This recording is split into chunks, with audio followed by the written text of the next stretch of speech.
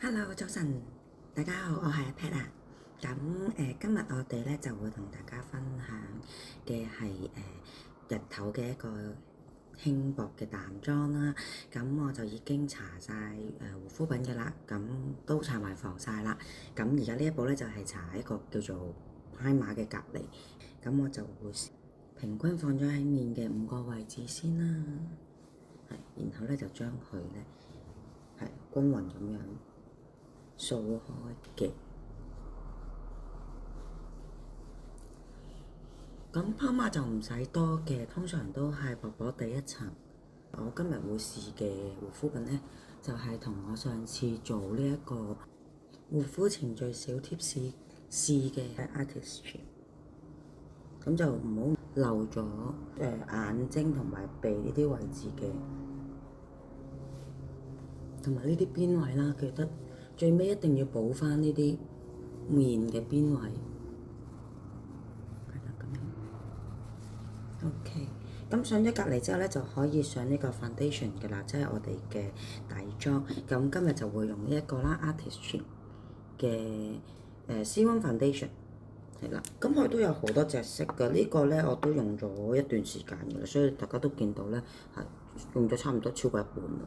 咁我覺得好好用，因為佢係 foundation 裡面有埋 serum 嘅，咁其實就算真係冇落到嗰個叫做頭先做嘅嗰個隔離咧，其實都唔會太傷皮膚，因為佢都係全天然嘅。一個 pump 咧就已經有咁多啦，個份量大概，咁就已經夠apply晒全塊面㗎啦。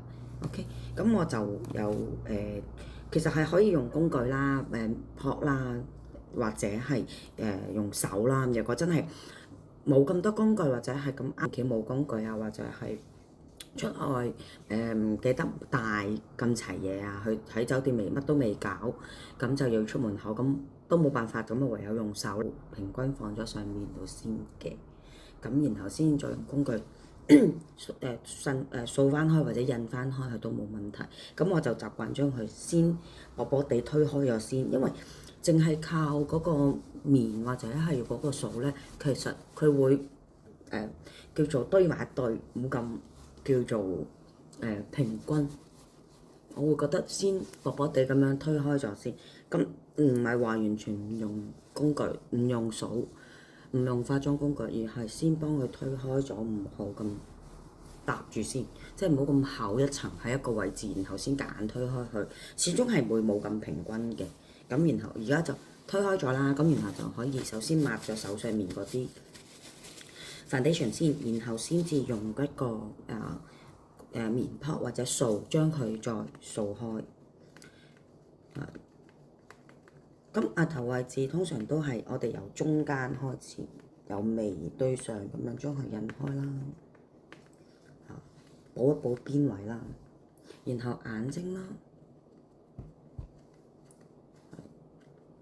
然後眼嘅下方啦，呢啲位置印翻開佢，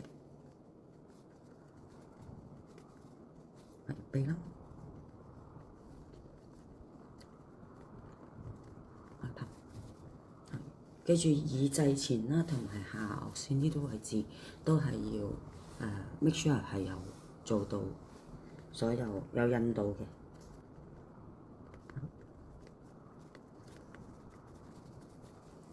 好，咁做好咗個底妝啦，已經。好，咁呢個時候咧就可以做畫眉啦。咁我今日咧就會試呢一個新開嘅，呢個係灰色嘅眉筆。咁佢就係呢種扭上嚟嘅，唔使自己刨，同埋佢一出就已經係呢一種斜嘅刀片形，係我哋專業化妝師通常都會將一啲眉筆啦，都會 cut 成咁樣嘅。正常一般嘅眉筆佢就咁刨出嚟咧，係好似我哋啲木顏色筆咁樣咧尖圓嘅。但係我哋化妝師咧都會用刀削到佢變成呢個形狀。但係佢而家已經係 natural 本身就係呢個形狀噶啦，同埋佢係扭出嚟就已經係咁樣，所以可以慳咗好多時間嚇。一路扭個形狀都係咁樣嘅，大家可以見到。我幾中意呢一個㗎，好方便。咁畫眉之前咧，就先梳順咗啲眉毛先啦。好，咁然後就可以畫眉啦。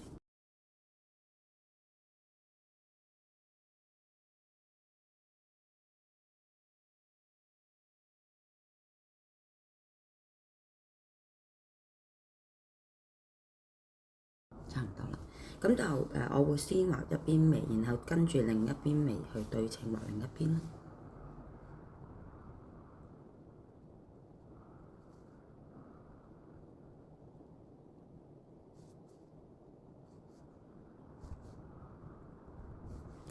畫完之後都係要掃一梳順去嘅，梳翻鬆去嗰個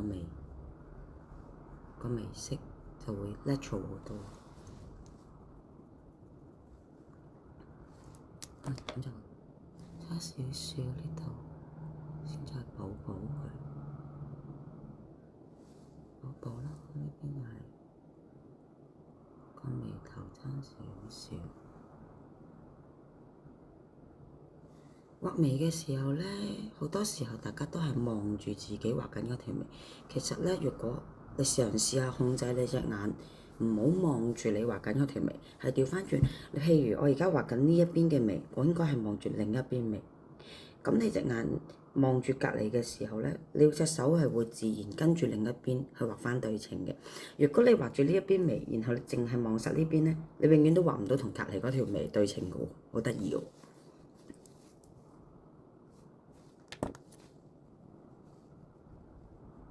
好，咁就差唔多啦。唔錯，就去到胭脂嘅部分啦。咁咧，胭脂咧，今日我就新收到呢一個係今年啱啱新出嘅色系嚟嘅。佢有3個色，桃我冇記錯，好似桃色，呢個類似大地色啦。然後就會有個紫灰色咁樣嘅。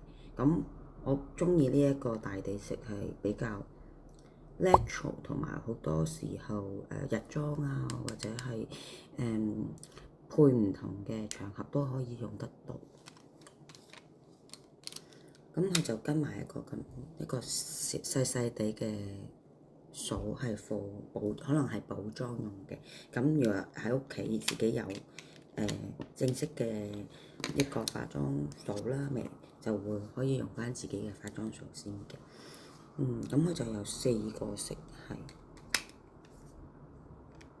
分別有呢個Milky Peach 啦，然後有一個叫做 Salted Apricot， 然後有一個叫做 Sparkling Peach 同埋Peach Mahogany 嘅，咁佢就係 Peach 係咁嘅意思。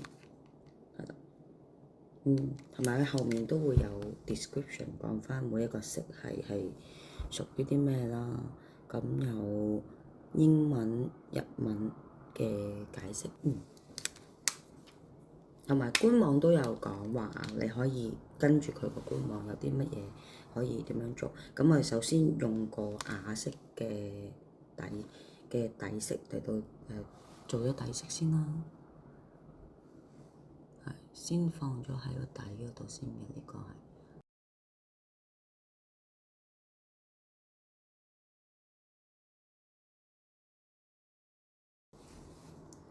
然後就會攞另外一邊呢一個比較深少少嘅 peach 色，做一個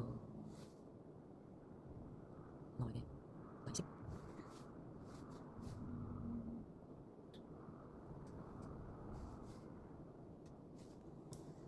之後咧，我自己就會鍾意先用深色嚟到俾層次感佢嘅。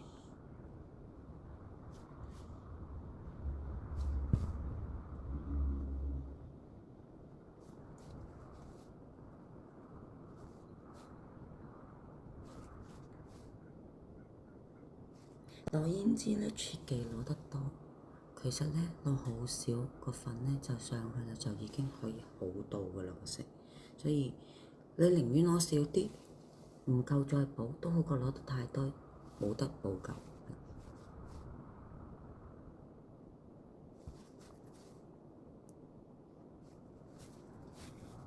唔錯。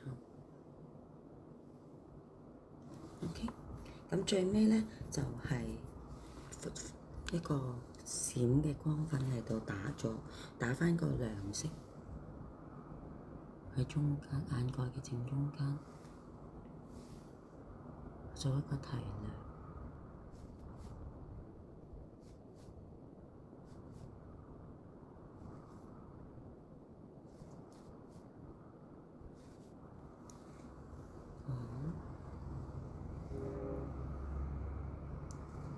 係都好自然，出嚟個感覺係好舒服嘅，唔錯。咁我自己本身已經有眼線喺底㗎啦，咁所以眼線個部分我就唔需要額外再去作畫啦，咁慳咗啲時間。咁然後咧就胭脂，咁呢個胭脂都係新嘅，都係新出嘅色，佢有兩個色系，呢個就係桃紅色系啦，係啦，會出嚟個效果就係少女啲啊，呢個會氣色再粉潤啲啊咁樣，我覺得都幾靚。佢係一個叫上面有呢個透明蓋，呢個咧係一個粉狀，係啦，咁下面嗰個咧都係嘅，咁但係佢就因為佢啲粉係比較細啊。基本上你摸下咧，佢都會跌粉出嚟咁滯，所以佢就會有兩個，又有個蓋咁樣保護住個色，即係避免佢哋兩個互相溝色，即係會啲色混咗去隔離嗰度。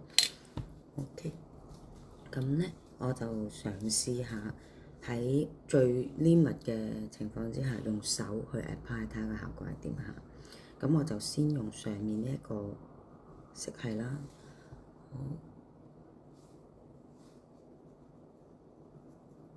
咁呢個色係會個色出啲嘅，因為佢個色係桃紅色啦，咁所以出嚟嘅效果都會明顯好多嘅。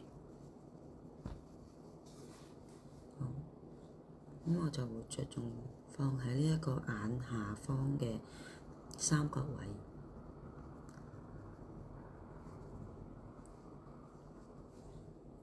唔錯啊！個色出嚟個感覺幾舒服同埋幾自然。你諗下，就算我唔係用掃，我只係用手去劈上去，你都唔會見到話一笪笪均勻咁樣，因為佢真係個分子好細啊，個粉係真係好薄同埋好細，所以可以做到咁樣。但我唔建議成日都用呢個方法啦，因為最好係都係用翻呢個叫做化妝掃去放上去嘅。咁呢一邊我就用咗手去放啦，另一邊我就試下用化妝掃，睇下個效果係點。咁另一邊就用化妝掃啦。通常攞咗之後我會燉一燉佢咧，等將多餘嗰啲燉出嚟先嘅，咁就可以用化妝掃平均咁樣。化妝掃係快好多，因為始終你個接觸面大啊嘛，你同你用手指，始終你個手指頭嘅接觸面係比較細啲嘅，咁所以化妝掃係快好多。所以工具其實就係協助我哋化妝或者做任何嘢更加快捷，同埋可以有個好嘅效果。咁所以但係喺冇工具嘅情況之下，我哋又可以點樣做咧？其實都可以有方法嘅，只不過就冇工具做得咁好啫，同埋咁快啫。係啦，好好上個粉真係好容易上到個胭脂，基本上拍幾下就已經可以好均勻，面色好好，出到嚟個效果。面色好之餘，再係自然係嘅。OK， 唔錯呢個。好，下一個咧，我就會用呢個唇膏啦。咁唇膏咧，我就會先搽咗個底先，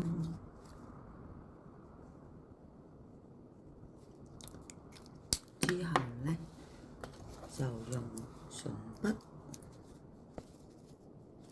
咁今日搽咧就係一個比較鮮嘅紅色，但係我就會用一個方法令到佢搽出嚟個效果咧，係啦，係呢一個嚟嘅，搽出嚟個效果咧就會冇咁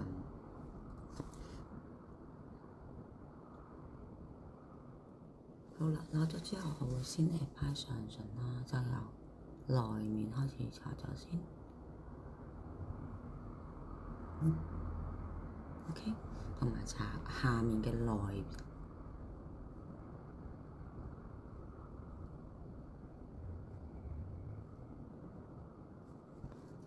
所以咧就其實鮮紅色嘅唇膏就唔怕買嘅，因為有啲人會覺得我驚 carry 唔到啊咁樣。咁其實係用你搽上去嘅技巧係可以搭夠。